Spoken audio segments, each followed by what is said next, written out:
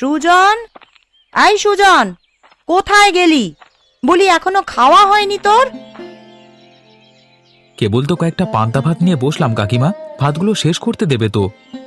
আরে তোর ভাত শেষ করতে করতে ওদিকে হাট যে ভেঙে যাবে। বলি ঘরে যে শাকসবজি কিছুই নেই, সে খেয়াল আছে? খেয়াল থাকবে না কেন? তুমি তো কালকে রাতেই বলেছিলে আজকে বাজারে গিয়ে মাছ আর তরকারি কিনে আনতে। তা এখন কয়টা বাজে দেখ তো, এখন গিয়ে কিছু কিনতে পারবি কি? গিন্নি, কি হয়েছে বলো তো? সকালবেলা চেঁচামেচি শুরু করেছো কেন? বলি রোজ রোজ তোমাদের হট্টগোল আর ভালো লাগে না। চেঁচামেচি করব না? সকাল হতে না হতেই তোমার ভাইপো ওই পান্তা ভাত নিয়ে বসেছে, ওদিকে এখনো রান্না বাড়া হয়নি। আমার মানিক কি খেয়ে স্কুলে যাবে বলো দেখিনি? বাজারটা মানিককে দিয়েও করাতে পারতে গিন্নি। ছেলেটা সকালে উঠে দুমুঠো ভাত নিয়ে বসলো, এভাবে তাকে গালাগালি না করলেও হতো। কি আমি গালাগালি করছি? আচ্ছা সুজন, তুই বল, তোকে আমি কি এমন বলেছি যে গালি হয়ে গেছে? না না, কাকিমা কিছু বলেনি কাকু, কেবল বলেছে হাটে গেলে ভালো হতো।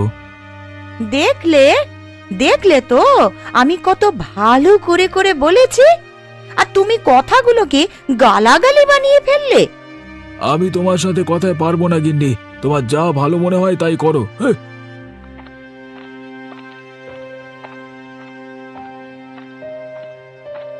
এই যে রাজার ছেলে, এখনো বসে বসে ওই ভাত গেলা হচ্ছে।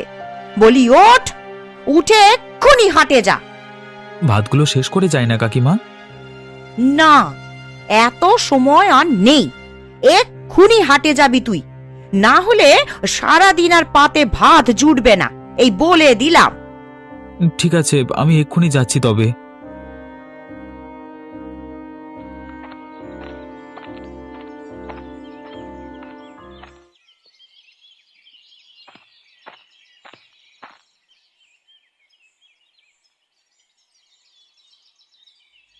কি রে মানিক, তুই এখনো পড়ছিস?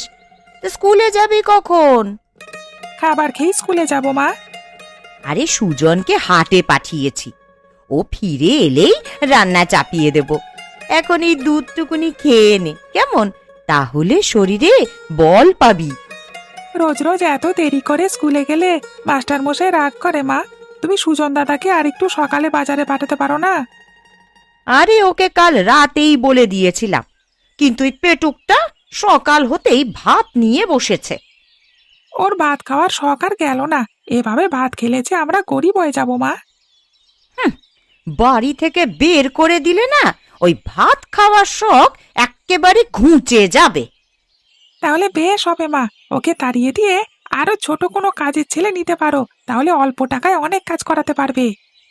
আরে ওকে তো কোনো টাকাই দিই না, দুবেলা খেতে দি, এই যা। তাও মা, ও থাকলে আমাদের একটা ভয় থাকে। কাকার যে সম্পত্তি আমাদের হাতে আছে, ও যদি ভাগ চেয়ে বসে তখন কি হবে ভেবে দেখেছ? তা ঠিকই বলেছিস বাছা, ওর বাবা মা মারা যাওয়ার সময় ওদের সব কিছু আমাদের হাতে তুলে দিয়েছিল, সাথে ওই হারামজাদাটাকেও। সুজন ওটা জানার আগেই ওকে বিদায় করতে হবে। এবার এই দুধটুকুনি খেয়ে নে দেখি, আমি ভাপা পিঠা বানিয়ে নিয়ে আসছি, কেমন? বাবা পিঠে আমার খুব পছন্দ মা। যাও যাও, তাড়াতাড়ি নিয়ে এসো।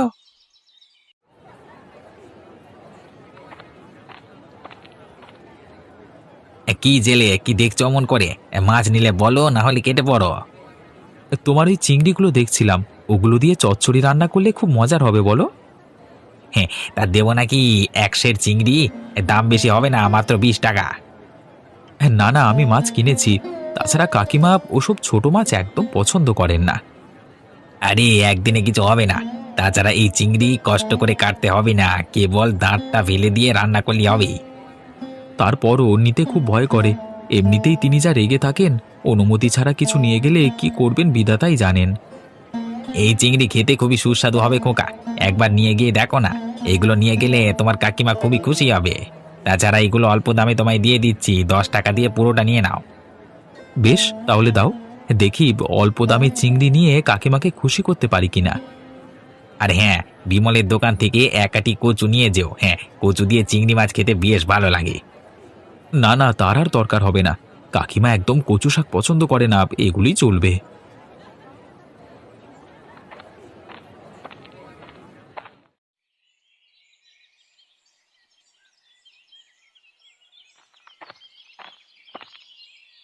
আজকে এত সকালে উঠে বললে? বারে, সকালে না উঠলে যে ভালো পড়াশোনা হয় না। মাস্টার মশাই বলেছেন প্রতিদিন সকালে উঠে পড়তে বসতে হবে। হ্যাঁ, বেশ বেশ, সকালে ওঠা ভালো, এতে আমাদের শরীর এবং মন সতেজ থাকে। কিন্তু তোমার এত দেরি হলো কেন সুজনদা? মা সেই কখন থেকে অপেক্ষা করছে। এই রে, কাকিমা অপেক্ষা করছেন, আজকে আর রক্ষে নেই। তবে কে এলো রে? কার সাথে কথা বলছিস মানিক? দেখে যাও মা, সুজন দাদা এসে গেছে। সুজন এসেছে? তে এতক্ষণে কেন? দাঁড়া, আমি আসছি। মা আসছে, মা আসছে, এখন মজা বুঝবে। কি রে সুজন, তোর আসতে এত দেরি হলো কেন? হাটে আজকে অনেক ভিড় ছিল কাকিমা, এত মানুষের মধ্যে জিনিস কিনতে গিয়ে দেরি হয়ে গেছে। তোমার আবার তরতাজা সবজি ছাড়া পছন্দ হয় না। তা কি এমন মহাভোগ নিয়ে এসেছিস দেখি? দেখো, তোমার পছন্দের সব তরকারি এনেছি। আমার পছন্দের তরকারি এনেছিস, তাই না? এগুলো আমার পছন্দের তরকারি? আমি কি বলেছিলাম তোকে চিংড়ি আনতে? জানো না মা চিংড়ি মাছ পছন্দ করে না, তার উপর কেন নিয়ে এলে তুমি? কম দামে পেলাম তাই নিয়ে এলাম। 10 টাকায় চিংড়ি মাছগুলো ভালো হয়নি কাকিমা? খুব ভালো হয়েছে। এই রকম ভালো খাবার আর পৃথিবীতে দ্বিতীয়টি নেই কো। যা তো মানিক, এই চিংড়িগুলোকে ফেলে দিয়ে আয়। ওগুলো দেখলেই আমার গায়ে জ্বালা ধরে যায়। চিংড়িগুলো ফেলে দেবে কাকিমা? আমি যে অনেক শখ করে ওগুলো এনেছিলাম। ইস, শখ করে এনেছি বলি, কার টাকা দিয়ে তুই শখ করছিস? হ্যাঁ, নিজের তো একটা টাকা কামানোর মুরদ নেই, কেবল শখ করে ওই খাওয়া দাওয়া করা হচ্ছে। আমি টাকা কামাতে পারি না সেটা বলবে না কাকিমা। আমি তোমাদের সংসারের সব কাজ করে দিই, এগুলোর বিনিময়ে কখনো কি কিছু চেয়েছি? কি, তুই আজ কাজের খোঁটা দিলি? যত বড় মুখ নয় তত বড় কথা। দাঁড়া, তোর উচিত শিক্ষা আমি আজই দিচ্ছি। দেখলে মা, দেখলে কিভাবে তোমায় অপমান করলো? এক্ষুনি বাবাকে বলে ওকে বের করে দাও। তাই করব। আজ আসুক তোর বাবা, ওর একটা বিহিত না করে আমি রান্না বসাবো না।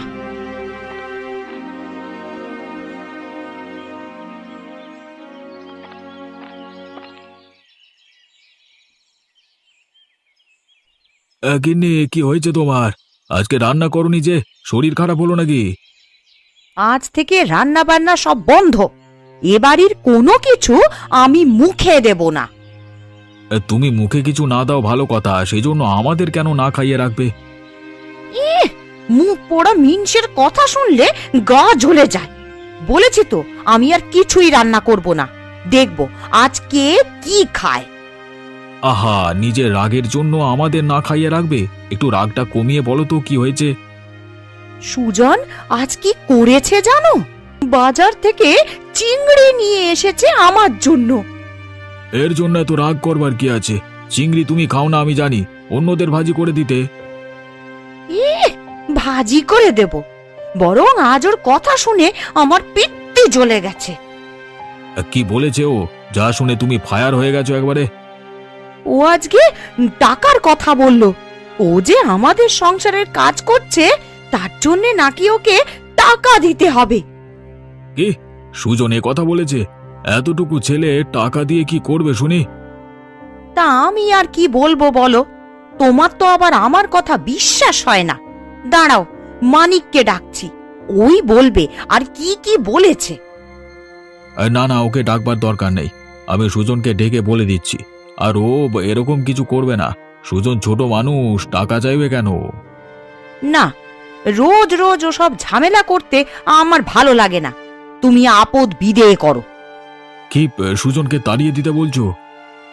হ্যাঁ গো, আজ যেমন ও টাকা চেয়েছে, কাল যে ওর বাপের ভিটে মাটি চেয়ে বসবে না, সেটার কি কোনো নিশ্চয়তা আছে? তা তো ভুল বলনি গিন্নি, সে তো একদিন না একদিন জেনে শুনে চাইবেই। সেটাই বলছি, এত কষ্ট করে সুজনকে বড় করলাম, এখন সে যদি আমাদের কাছে সম্পদ দাবি করে তাহলে তো তা ঠিক হবে না। তাছাড়া আমাদের মানিকেরও তো একটা ভবিষ্যৎ আছে, কি বলো? বটে বটে বটে, এভাবে তো আমি ভেবে দেখিনি। তা কি করা যায় বলো তো? আমি বলি কি, ওকে তুমি বাড়ি থেকে বের করে দাও, তাহলেই ঝামেলা চুকে যাবে। এ কি বলছো তুমি? বাড়ি থেকে তাড়িয়ে দিলে ও যাবে কোথায়? আরে কোথাও না কোথাও তো যাবে, এত বড় দুনিয়াতে ওর থাকার জায়গার অভাব হবে না। বেশ, আমি এক্ষুনি তবে ডেকে পাঠাচ্ছি। চলো, আমিও যাব তোমার সাথে। তুমি কি বলতে গিয়ে কি বলে ফেলো কে জানে।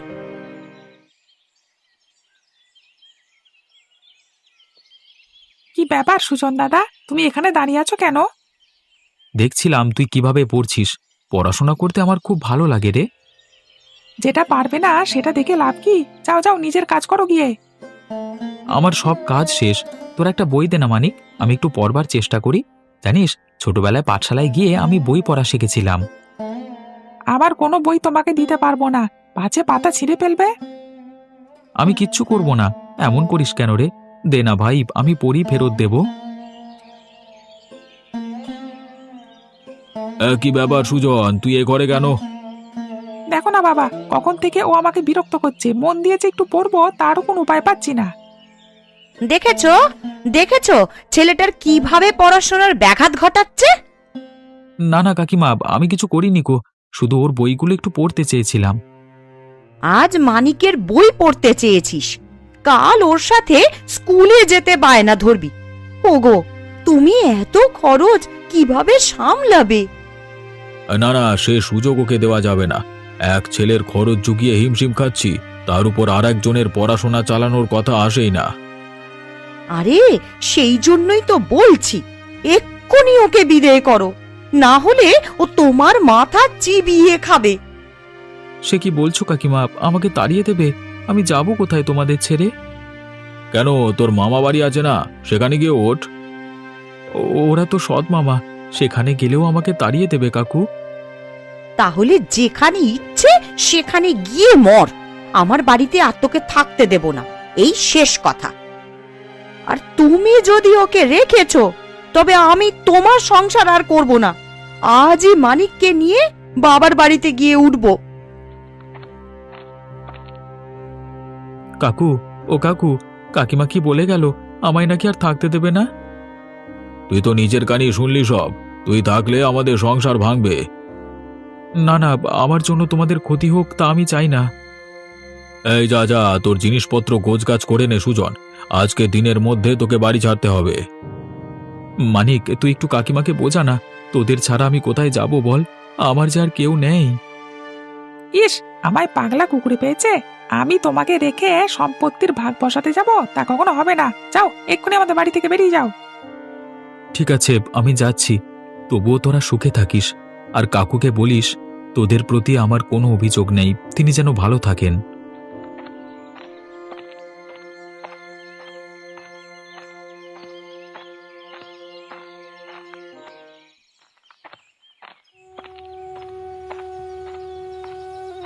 কাকু, কাকিমা, তোমরা আমাকে বাড়ি থেকে বের করে দিলে, এখন আমি কোথায় গিয়ে আশ্রয় নেব?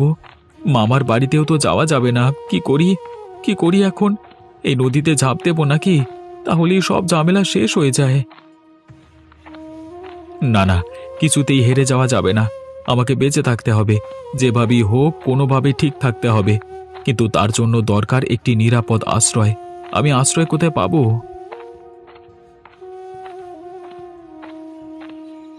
আরে ওই তো একটা নৌকা দেখা যাচ্ছে, গিয়ে দেখি তো কে আছে ওখানে।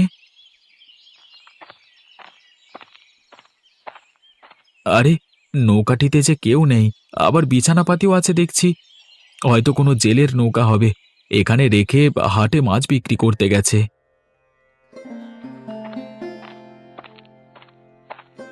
এই কে রে? কে এলো আমার নৌকাতে? চোর নাকি? আমি সুজন, আপনি কে? আমি কে মানে? আমার নৌকাতে এসে আমার পরিচয় জানতে চাচ্ছ? তোমার সাহস তো কম নয়। ও, আপনি এই নৌকার মালিক?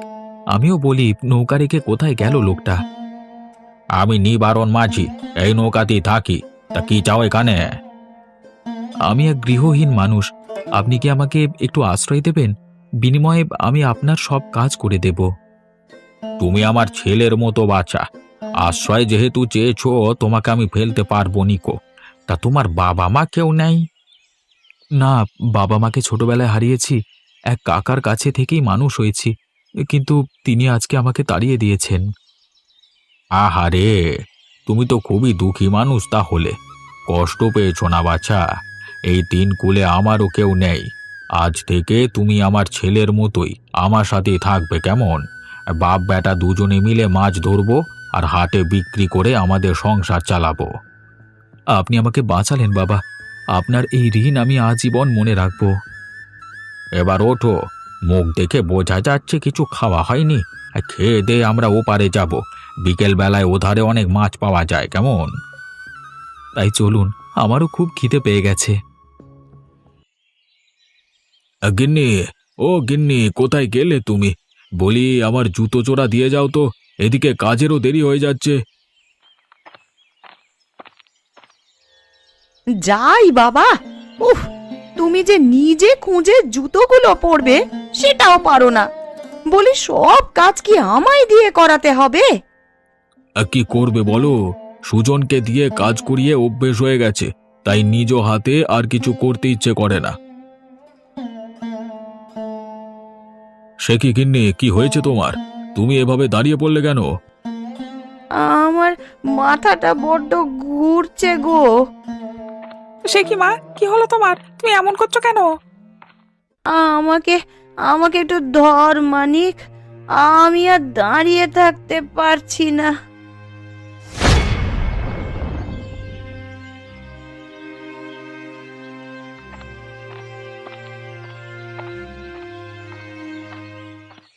এই নাও কাকা, তোমার মাছের টাকা।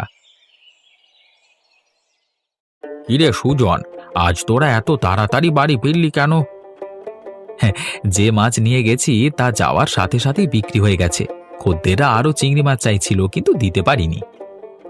দুজনে এত চিংড়ি মাছ ধরলাম, সব নিয়ে গেল? হ্যাঁ গো হ্যাঁ, আমি বলেছিলাম না, এখন বাজারে চিংড়ি মাছের খুব চাহিদা। তাহলে তো পরের বার থেকে আরো বেশি বেশি মাছ ধরতে হবে, কি বলিস?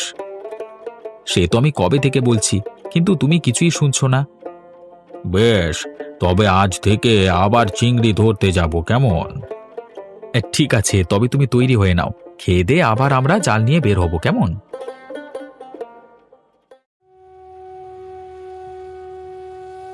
কি হলো কবিরাজ মশাই, কিছু কি ধরতে পারলেন? ওরা কঠিন রোগ হয়েছে গোপাল, একে বলে কর্কট রোগ। এই রোগ সারানো খুব কঠিন। কোনো উপায় কি নেই এই রোগ সারানোর? একটা উপায় আছে, কিন্তু সে বড় কঠিন পথ। কি উপায় বলুন না কবিরাজ মশাই, যে কোনো উপায়ে আমি আমার মাকে সুস্থ করতে চাই। শোনো তাহলে, নীল সাগরের তলদেশে এক ধরনের বড় চিংড়ি মাছ পাওয়া যায়। তা তোমরা যদি সেই চিংড়ি ধরে আনতে পারো, তবেই আমি তা দিয়ে একটি ঔষধ বানিয়ে দেব। সেই ঔষধ খেলে বৌমা সুস্থ হয়ে যাবে। নীল সাগরের তলদেশ থেকে চিংড়ি আনা, সে যে অসম্ভব কাজ। পারবি মানিক তুই এ কাজ করতে? না না বাবা, নীল সাগরে ভয়ঙ্কর সব তিমি মাছ থাকে, আমি সেখানে যেতে পারবো না। আমিও তো বৃদ্ধ বয়সে সাগরে যেতে পারবো না, এখন কি করি? এক কাজ করলে কেমন হয় বাবা, আমরা কোনো জেলেকে বলে দেখি, সে যদি আমাদের একটি চিংড়ি এনে দেয়, তবে তাকে আমরা অনেক টাকা দেব। এতে নিশ্চয়ই কেউ না কেউ রাজি হবে। তা ঠিক বলেছ, কথা বলে দেখো কেউ রাজি হয় কিনা। চল তবে মানিক, এক্ষুনি জেলের সন্ধান করি।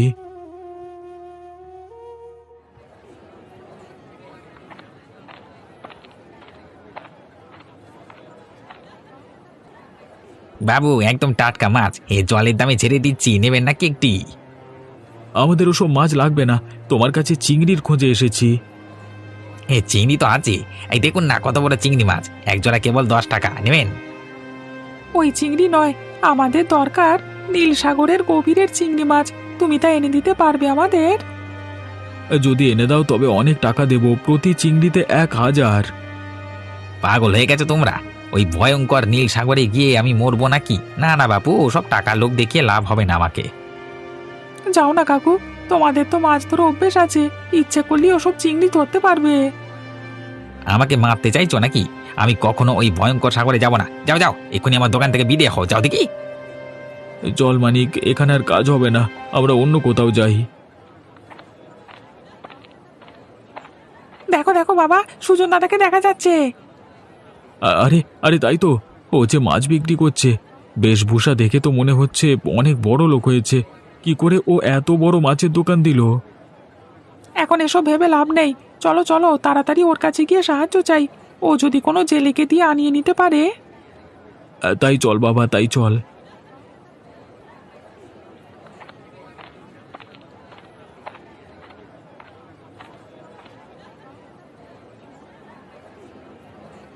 এই সুজন, চিনতে পেরেছিস আমাদের? সে কি কাকা, তোমরা এখানে? তোর কাছে এলুম রে। তুই কেমন আছিস বাপ? আমি তো ভালোই আছি। তা তোমাদের এমন বিমর্ষ দেখাচ্ছে কেন? কি হয়েছে তোমাদের? আমাদের সর্বনাশ হয়ে গেছে সুজন দাদা, মা খুব অসুস্থ। সে কি, কি রোগ হয়েছে কাকিমার? ওর কর্কট রোগ হয়েছে, সেই জন্য আমরা তোর কাছে এলাম। হ্যাঁ বলো, তোমাদের কিভাবে সাহায্য করতে পারি আমি? মাকে সুস্থ করতে হলে নীল সাগরের গভীর থেকে একটা চিংড়ি মাছ এনে খাওয়াতে হবে, কিন্তু আমরা কেউ সেখানে যেতে পারছি না। নীল সাগরের গভীরে যাওয়া চারটিখানি কথা নয়, কোনো সাধারণ মানুষ সেখানে যেতে পারবে না। তুই একটু দেখ না বাবা, যদি কোনো জেলেকে দিয়ে একটা চিংড়ি আনানো যায়। টাকার জন্য তুই চিন্তা করিস না, 1000-2000 যা লাগে আমি দেব। এখানে তো কোনো জেলে নেই কাকু, তবে তুমি চিন্তা করো না, আমি নীলসাগর থেকে বড় চিংড়ি এনে দেব। সত্যি বলছো সুজন দাদা? সত্যি তুমি সেই চিংড়ি এনে দেবে? হ্যাঁ রে, আমি কথা দিচ্ছি, কাকিমাকে সুস্থ করবার জন্য ওই চিংড়ি আমি এনে দেব।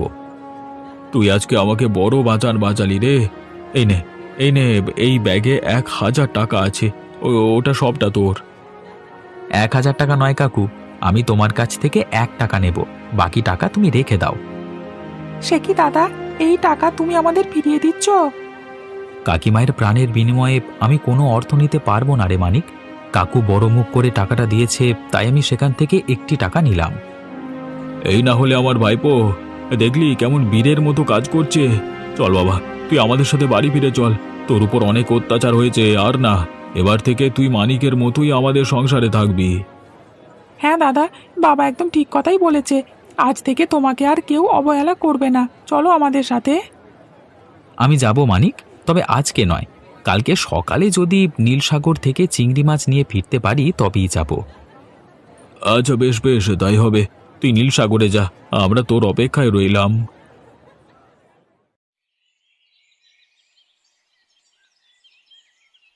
কি ব্যাপার গোপাল, চিংড়ি তো এখনো হাতে এলো না। এদিকে সূর্য উঠে যাচ্ছে, দিনের আলো বেড়ে গেলে কিন্তু ওই চিংড়িতে আর কাজ হবে না। ও বোধহয় আসবে না কবিরাজ মশাই, হয়তো ভয় পেয়েছে। কেউ কি এমন রুগীকে বাঁচানোর জন্য জীবনের ঝুঁকি নেয়? এমন বলো না গিন্নি, কালকে সুজনের চোখ মুখ আমি দেখেছি। ও মিথ্যে বলতে পারে না, হয়তো ওর কোনো বিপদ আপদ হয়েছে, সেই জন্য আসতে পারছে না। তোমাদের কারোর কথা ঠিক হবে না বাবা, দেখবে সুজন দাদা ঠিকই আসবে, আমার বিশ্বাস ও আসবেই। ওই তো সুজন আসছে। দেখো দেখো গিন্নি, তোমার কাছে মাছ নিয়ে সুজন ফিরে এসেছে। সত্যি তো, এ যে আশ্চর্য কাণ্ড গোপাল। ওই নীল সাগর থেকে ফিরে আসা খুবই কঠিন। আমি এই একজনকে দেখলাম যে বিনা বাধায় ফিরে এসেছে। বলেছিলাম না, এটা আমার ভাইপো। দেখলে তো, আজ তার উদাহরণ হাতে নাতে দিল। সত্যি আমি নিজের চোখকে বিশ্বাস করতে পারছি না গো। সুজন আমার জীবন বাঁচিয়েছে।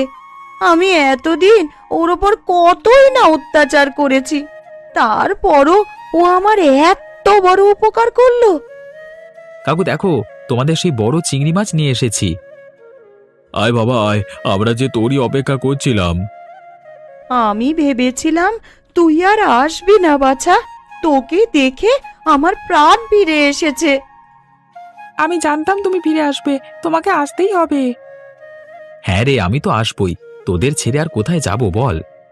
তোকে কোথাও যেতে হবে না বাছা, আজ থেকে তুই এই বাড়িতেই থাকবি।